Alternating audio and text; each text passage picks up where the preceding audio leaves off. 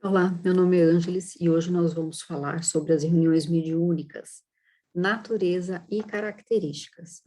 E antes, é importante nós refletirmos sobre o que é uma reunião mediúnica, qual que é o objetivo dessa reunião mediúnica. A reunião ela é uma atividade privativa, na qual se realiza assistência aos espíritos necessitados, aos espíritos sofredores, e ela é integrada por trabalhadores que possuam, né, conhecimento espírita e também uma conduta moral compatível com a seriedade da tarefa. As reuniões mediúnicas, elas têm duas vertentes. Uma, a natureza e as características dessa reunião, que nós vamos falar, mas também tem a classificação das comunicações dos espíritos. E nós também vamos poder falar um pouco sobre isso. Então, quando a gente pensa em natureza e característica, Allan Kardec, ele classificou em três categorias. Primeiro, reuniões frívolas, que são reuniões superficiais, reuniões que não têm nenhum valor, que não têm nenhuma importância, as reuniões experimentais e as reuniões instrutivas. As reuniões frívolas, elas, né, se compõem de pessoas que só veem o lado divertido daquele momento. Não se trata de uma reunião mediúnica espírita, propriamente dita, né, com essas características. E os espíritos superiores, eles não comparecem a essas reuniões. São nessas reuniões, vamos pensar em alguns exemplos, né? São nessas reuniões que brincam com adivinhação, são nessas reuniões que se pedem para ser revelados segredos, são nessas reuniões que pedem aí uma previsão do que vai acontecer no futuro com determinada pessoa, com determinada situação, e assim por diante. Então, uma pessoa que tenha frequentado só esse tipo de reunião, ela não pode tomar a sério uma coisa que eles vêm tratar de uma forma irrefletida pelos próprios, né, que se dizem adeptos ao espiritismo. Então, é importante levar em consideração essas características, que, na verdade, não faz parte aí do conjunto da doutrina espírita, assim como ensina Allan Kardec. Aí nós temos as reuniões experimentais, né? As reuniões experimentais, elas têm particularmente como objeto, né, como objetivo, enfim, a produção de manifestações físicas. Então, para muitas pessoas, isso pode gerar curiosidades, pode até se tornar um espetáculo, né? Muito mais uma curiosidade do que propriamente ali a instrução. É óbvio que nós não podemos negar que as experiências dessa ordem trazem aí utilidade. Não tem como negar isso, né? Visto terem sido elas que levaram, por exemplo, à descoberta das leis que regem o mundo invisível, né? Os próprios estudos de Allan Kardec e assim por diante. Porém, essas reuniões, elas não são suficientes para iniciar quem quer que seja na ciência espírita, né? Na doutrina espírita. Do mesmo modo que, por exemplo, eu vou olhar uma peça de um carro e eu não tenho conhecimento nenhum de mecânica, então como é que eu vou lá e vou explicar e vou saber o que que é uma coisa, o que que é outra, né? Um exemplo bem simples. Então, a curiosidade, ela é um dos fatores que motivam a participação nessas reuniões, e ainda que ocorram bons fenômenos mediúnicos, estes nem sempre são suficientes para convencer os presentes e torná-los espíritas, né? E daí nós temos as reuniões instrutivas, né, que apresentam, enfim, caráter diverso em relação ao conteúdo. As reuniões instrutivas, como o próprio nome indica, oferecem esclarecimentos e são assistidas por espíritos de uma ordem mais elevada, né, que nós aqui encarnados. Então, para tanto, aqueles que realmente desejam instruir-se, precisam se colocar em condições de atrair a presença e o amparo de espíritos superiores, demonstrando sinceridade de propósito, o desejo de estudar, né, os fenômenos, a vontade de compreender as consequências morais do intercâmbio mediúnico. A reunião, ela só é verdadeiramente séria quando ela se ocupa de coisas úteis. Então, que aprendizado que vai ser retirado ali, né? O que de forma caridosa, o que aquela equipe mediúnica ajudou aquele espírito que deu a comunicação e assim por diante. Então, a instrução espírita, ela não abrange apenas o ensinamento moral que os espíritos dão, mas também o estudo dos fatos, a teoria dos fenômenos, a pesquisa das causas, a comprovação do que é possível e do que não é. Em suma, é a observação de tudo que possa contribuir para o avanço da ciência. Essas reuniões, né, elas são dirigidas no plano espiritual por espíritos muito esclarecidos, né, que definem aí toda uma programação, toda uma organização, né, todo um planejamento de trabalho. E, às vezes, toda essa organização, ela é percebida por nós encarnados, pelos integrantes encarnados daquele grupo mediúnico, de reunião mediúnica. Então, é comum a manifestação de benfeitores espirituais que comparecem para prestar orientações, para prestar esclarecimentos aos encarnados, bem como para acompanhar também e auxiliar os espíritos sofredores, sejam eles encarnados ou sejam eles desencarnados. Então, há reuniões instrutivas que elas podem ser voltadas exclusivamente para o atendimento aos espíritos desencarnados, em estado de maior ou menor sofrimento.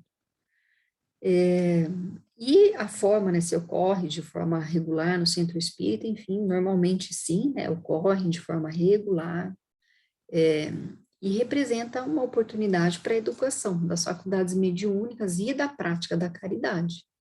Por quê? Porque ela deve ser exercida de forma anônima e de uma forma desinteressada, né? É uma prática, né, da caridade, é uma prática de doação dos integrantes, sejam eles médiums, sejam eles elementos de sustentação, sejam os dialogadores, seja o próprio dirigente da reunião mediúnica. Aí nós temos, né, algumas características das reuniões mediúnicas sérias. Então, cogita, né, de coisas úteis, são exclusivamente voltadas para a prática do bem, jamais são utilizadas para obtenção de fenômenos extraordinários, né, para criar aí toda uma plateia para que as pessoas fiquem observando, aplaudindo e assim por diante. Isso não é o objetivo. Há um esforço coletivo, né, um esforço ali do grupo de neutralizar as más influências e as imperfeições pessoais, sobretudo o orgulho e o egoísmo. Por isso que é tão importante o grupo sempre conversar, o grupo sempre estudar, trocar conhecimento, trocar ideias, discutir os temas, discutir a doutrina, para a própria edificação, né? E que fique mais fresco, que fique de uma forma mais concentrada na mente de todos os participantes os ensinamentos, né, que nos foram passados. Os participantes, eles procuram instruir-se e desenvolver sentimentos elevados, favoráveis, né, à homogeneidade de pensamentos, de propósito, o quanto que é importante estar conectado com o objetivo daquele momento. A equipe ela tem consciência da necessidade do estudo, a fim de que os espíritos encontrem no cérebro do médium recursos que lhe facilitem a manifestação. Então, os espíritos, eles buscam, né, através da nossa bagagem, das nossas experiências, dos nossos conhecimentos, um enredo para que ele possa se manifestar.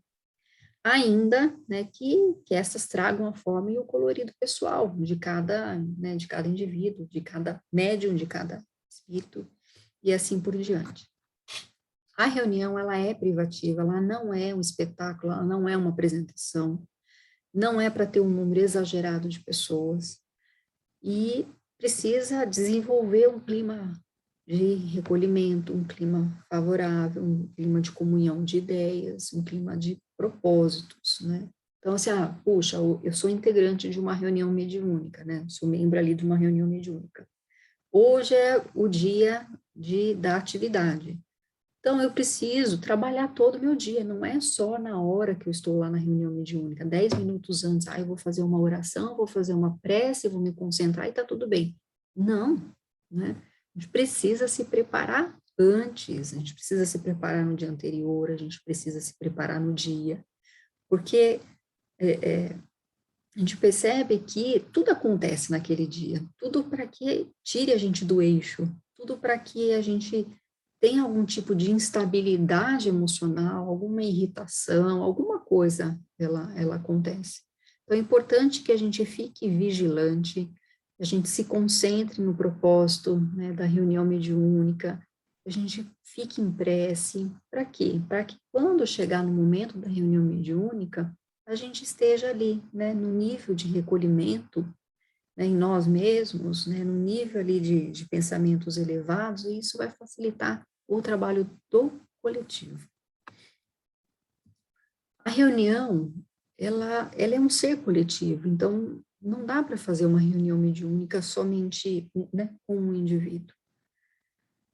E dessa forma, as qualidades e as propriedades, né, são a resultante das de seus membros e formam como que um feixe. Então, cada um com a sua característica, cada um com a sua qualidade de pensamento, com a tua elevação de pensamento, contribui para essa atividade, contribui para aquele momento e para aquele clima favorável, né, que a atividade transcorra aí perfeitamente bem.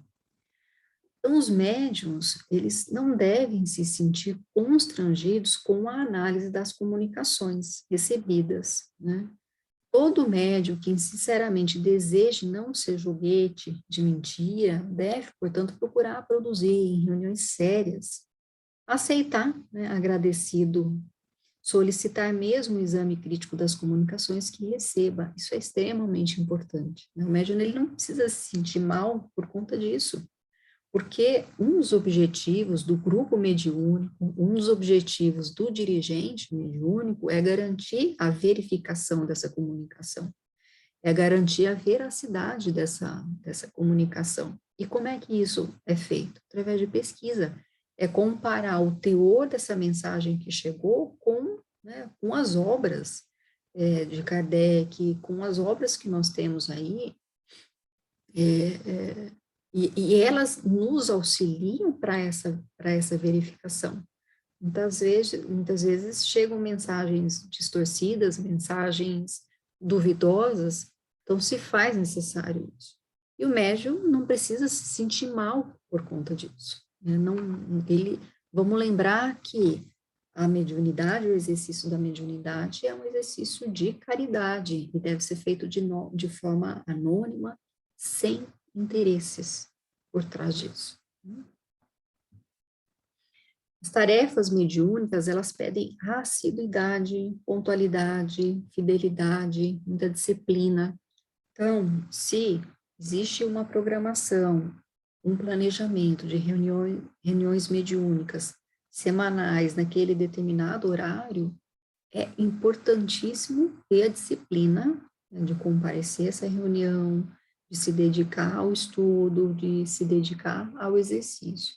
Fica muito complicado quando o médium, ele não consegue ter essa assiduidade e essa disciplina, porque isso traz não só uma instabilidade para ele, como médium no exercício, como também para o coletivo. Vamos lembrar lá do feixe, né? Cada um tem a sua responsabilidade, cada um precisa vigiar os pensamentos, porque não é um sozinho que vai fazer essa reunião mediúnica, mas sim o conjunto, né? O conjunto é a participação de todos os integrantes ali, né? Um outro ponto que é importante também, né, a gente levar em consideração, é acreditar, né, que precisa ser médium para atrair os seres do mundo invisível, né? Porque nós já vimos que eles povoam o espaço, né? Isso já nós já vimos em outros momentos, nós já falamos sobre isso. Então, nós temos incessantemente em torno de nós, ao nosso lado, nos vendo, nos observando, intervindo em nossas ações, né? Nos seguindo ou nos evitando, conforme nós atraímos ou conforme nós repelimos. Então, a faculdade mediúnica de nada influi para isso. Ela não é mais nada do que um meio de comunicação.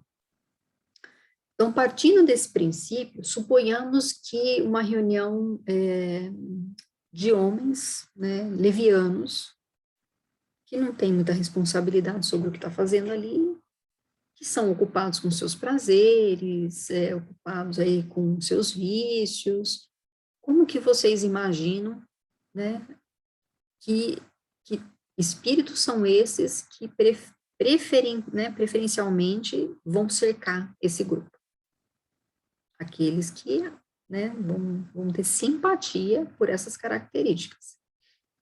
Assim, aonde quer que haja uma reunião de homens, de encarnados, há igualmente em torno deles uma assembleia oculta, que simpatiza com as suas qualidades ou com seus defeitos.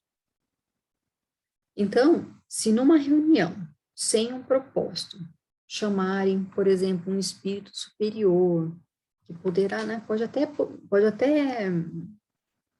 pode até vir, e até proferir algumas palavras, algumas orientações, assim como um bom pastor que acode o chamamento das ovelhas desgarradas. Porém, desde que não seja compreendido, nem ouvido, o que vai acontecer? Esse espírito ele vai se retirar. Como no seu lugar faria qualquer um de nós, ficando os outros com o campo livre, ficando os outros que têm a mesma afinidade de pensamento, que têm ali, né, o mesmo propósito, que têm ali as mesmas características. Então, o mundo invisível não é diferente do mundo, né, nesse aspecto, não é diferente enquanto nós encarnados. Então, é importante considerar que nem sempre basta que uma reunião seja séria para receber as comunicações de ordem elevada. É importante ter essa pureza no coração, é importante ter, né, essa pureza nos pensamentos. Então, nenhuma condição moral exclui as comunicações espíritas. O que, porém, estão em más condições, esses se comunicam, né, com o que lhes são semelhantes. Então, de novo, vigilância dos pensamentos, qualidade desses pensamentos, né? Para quê? Para que a gente atraia os bons espíritos, né? Os espíritos esclarecidos e assim por diante. Então, a moral dos participantes, ela imprime significativa influência na seriedade da reunião mediúnica. Os médiuns, né? Fazemos referência aqui a qualquer membro do grupo mediúnico, sem exceção, como eu já falei, né? Tem os dialogadores, tem o elemento de sustentação, tem o dirigente. Então, vamos pensar, né? Eles moralizados, fazem bom uso de suas faculdades psíquicas. Vamos pensar no sentido oposto, que delas façam aí um mau uso. A situação se agrava. Por quê? Porque essas pessoas têm um nível de esclarecimento, só que não aproveitaram a oportunidade. É aquele velho ditado, né? Aquele que vê claro e tropeça é mais censurável do que o cego que cai no fosso, né? Então, é importante a gente levar em consideração todos esses pontos aí para o exercício da tarefa. Aqui um pouquinho de tudo que eu já falei, tá? Classificação das comunicações. Existem aí algumas classificações para a gente se organizar um pouco mais.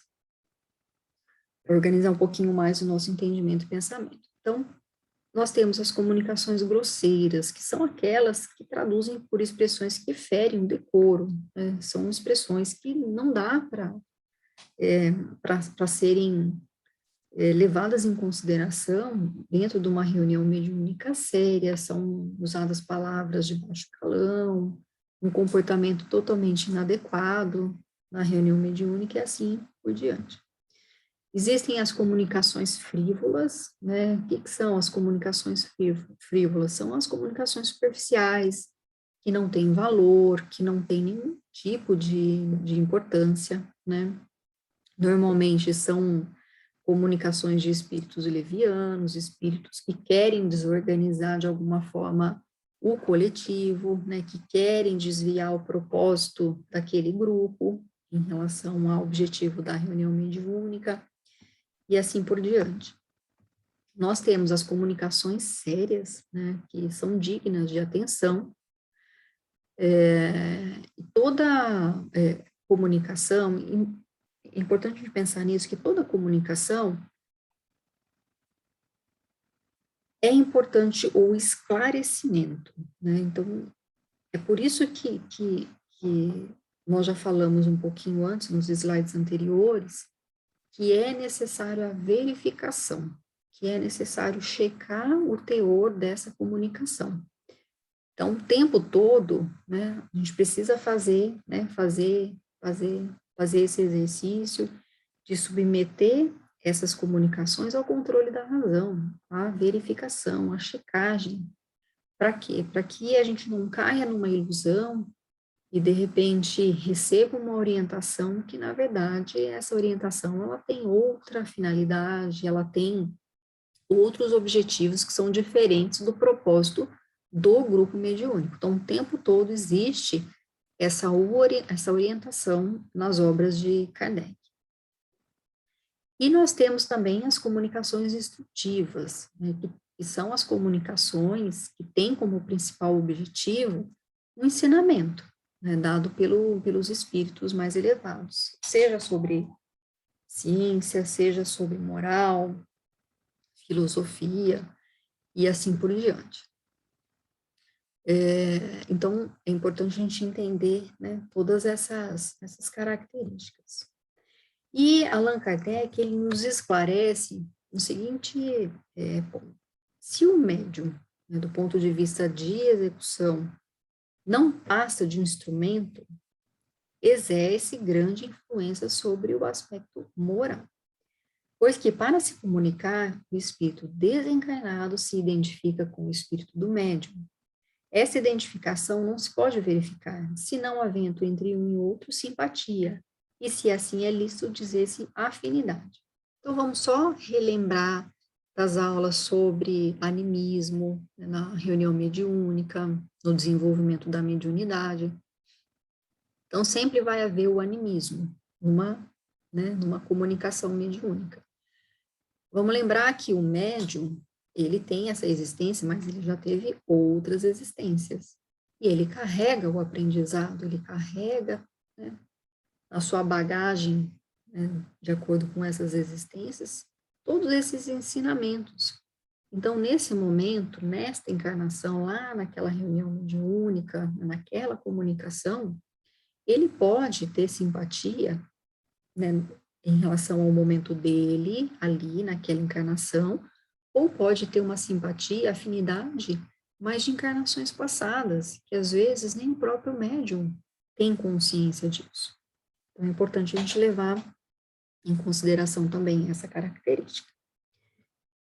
A alma exerce sobre o espírito livre uma espécie de atração ou de repulsão. Nós já falamos também sobre isso, né? Espíritos que simpatizam conosco de acordo com os nossos pensamentos, de acordo com os nossos gostos, de acordo com, né, o que fazemos e assim por diante, conforme o grau de semelhança existente entre eles. Ou seja, os bons têm afinidade com os bons e os maus com os maus.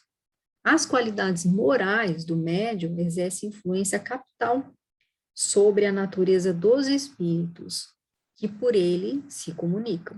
Se o médium é vicioso, em torno dele se vem agrupar os espíritos inferiores, sempre prontos a tomar o lugar aos bons espíritos.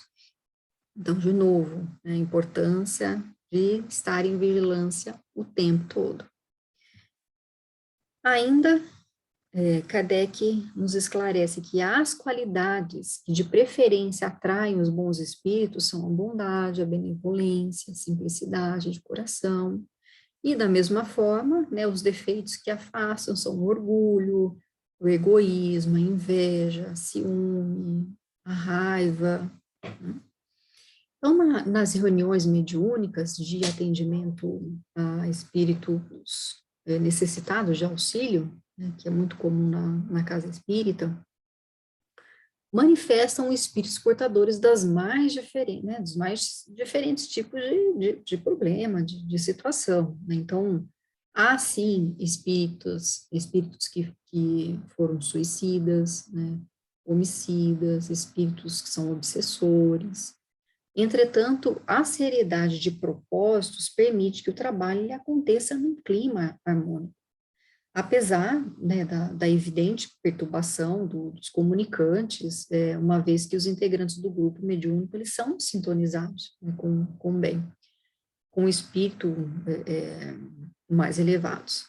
Então, um médium, por exemplo, um médium psicofônico, ele transmite o sofrimento, ele transmite toda a carência, toda a necessidade do espírito, guardando, porém, o equilíbrio ao se expressar, auxiliando, inclusive, o necessitado, né, desencarnado, com bondade e firmeza. Então, muitas vezes, esse espírito, ele chega num grau de sofrimento, ou num grau de revolta tão grande, que ele não quer respeitar aquele ambiente, né? Ele quer, muitas vezes, se comportar da forma que ele se comportava anteriormente, em um outro lugar. E daí entra a disciplina do médium, aí entra o treino do médium, para quê? Para que ele suporte, né? De uma forma caridosa, de uma forma bondosa, mas de uma forma extremamente firme, a manifestação desse espírito. E daí entram os elementos de sustentação, entra o dialogador para complementar todo esse trabalho. Daí a necessidade do estudo, daí a necessidade da prática, daí a necessidade do acompanhamento. Para quê? Para que esse médium ele se sinta seguro no exercício da prática mediúnica, que ele se sinta amparado na prática mediúnica dentro da casa espírita. Então, veja só quantas variáveis, né, elas estão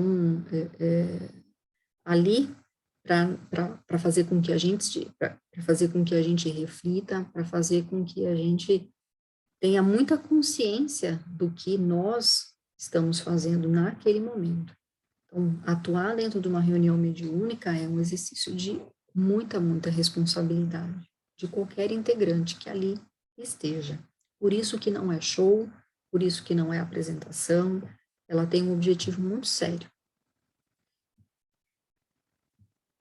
O espírito de Emmanuel também traz alguns esclarecimentos a respeito deste tema. Então, ele fala assim, ó, que o médium tem a obrigação de estudar muito, ou seja, reforça tudo aquilo que a gente já falou.